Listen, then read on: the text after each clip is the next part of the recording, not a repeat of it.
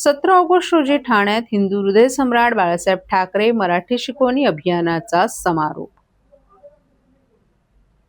1 मे पासून सुरू झालेल्या हिंदू हृदय सम्राट बाळासाहेब ठाकरे मराठी शिकवणी अभियानाचा समारोप 17 ऑगस्ट रोजी ठाण्यातील राम गणेश गडकरी रंगायतन येथे होणार असून या कार्यक्रमाला मुख्यमंत्री देवेंद्र फडणवीस, उपमुख्यमंत्री एकनाथ शिंदे, उपमुख्यमंत्री सुनेत्रा पवार तसेच मराठी भाषा मंत्री उदय सामंत उपस्थित राहणार आहेत। व्यावहारिक मराठी प्रशिक्षण पूर्ण केलेल्या हजारो अमराठी व्यावसायिक प्रवासी वाहन चालकांना यावेळी प्रमाणपत्रांचं वितरण करण्यात येणार असल्याची माहिती परिवहन मंत्री प्रताप सरनाईक यांनी पत्रकार परिषदेत दिली आहे। या पत्रकार परिषदेस मुंबई मराठी साहित्य संघ, राज्य मराठी विकास संस्था आणि कोकण मराठी साहित्य परिषदेचे पदाधिकारी आणि प्रतिनिधी उपस्थित होते। राज्यभर राबवण्यात आलेल्या या अभियानाला मोठा प्रतिसाद मिळाला असून आतापर्यंत 1 लाखाहून अधिक अमराठी रिक्षा आणि टॅक्सी चालकांनी व्यावहारिक मराठीचं प्रशिक्षण पूर्ण केले। उर्वरित चालकांनीही 15 ऑगस्ट पूर्वी प्रशिक्षण पूर्ण करून या संधीचा लाभ घ्यावा असं आवाहन प्रताप सरनाईक यांनी केलं आहे। महाराष्ट्रात व्यवसाय करायचा असेल तर मराठीचे जुजवी ज्ञान असणं आवश्यक असल्याचं यावेळी सरनाईक यांनी सांगितलं।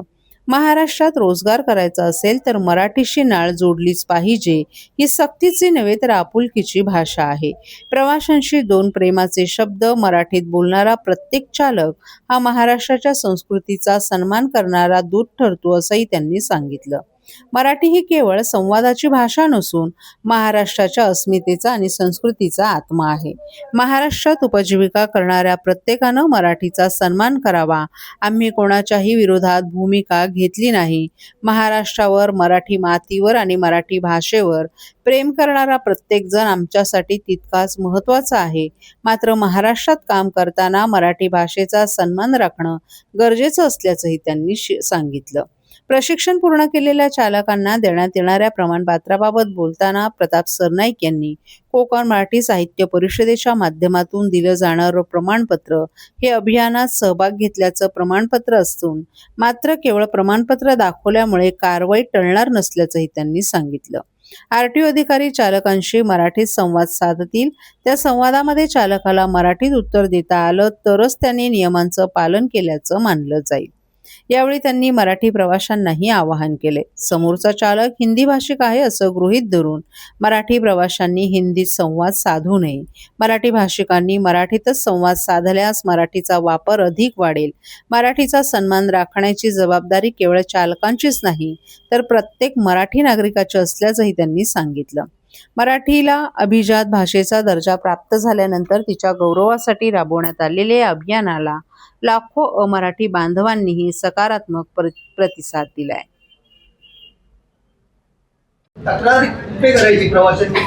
नाही, आमच्या प्रवाशांच्या तक्रारीवर ते होणार नाही। आरटीओचे अधिकारी चौकशी करतील आणि आरटीओच्या अधिकाऱ्यांनाच ते कारवाईचे अधिकार आहे। पण त्याचबरोबर जसं ज्योतिताईंनी सांगितलं ती सुद्धा वस्तुस्थिती आहे की हे सुद्धा तेवढंच गरजेचं आहे की आपल्या मराठी भाषिकांनी प्रवास करत असताना समोरचा जो आहे तो हिंदी भाषिकच आहे हे मनामध्ये ठेवून त्याच्याबरोबर हिंदीमध्ये संवाद साधणं सुद्धा अयोग्य आहे।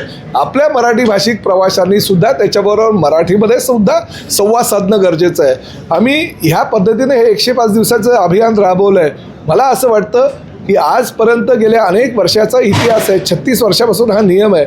मराठी भाषिक प्रवाशांनी जर त्या समोरच्या रिक्षा चालकाबरोबर मराठी भाषेमध्ये संवाद साधला असता तर आज ही वेळ आली नसती। ही सुद्धा वस्तुस्थिती आहे। कायद्यामध्ये जे लिहिलेलं आहे, कायद्यामध्ये जे जे करणं गरजेचं आहे त्या सर्व कायद्याचं पालन करून कारवाई करणार। कायद्यामध्ये जे लिहिलेलं असेल ते आम्ही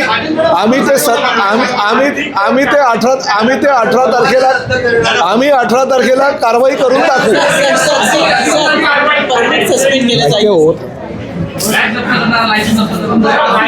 18 तारखेला कारवाई करून दाखवू।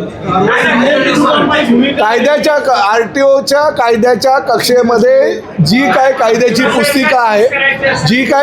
पुस्तिका आहे त्यानुसार 18 तारखेला कारवाई करून दाखवू।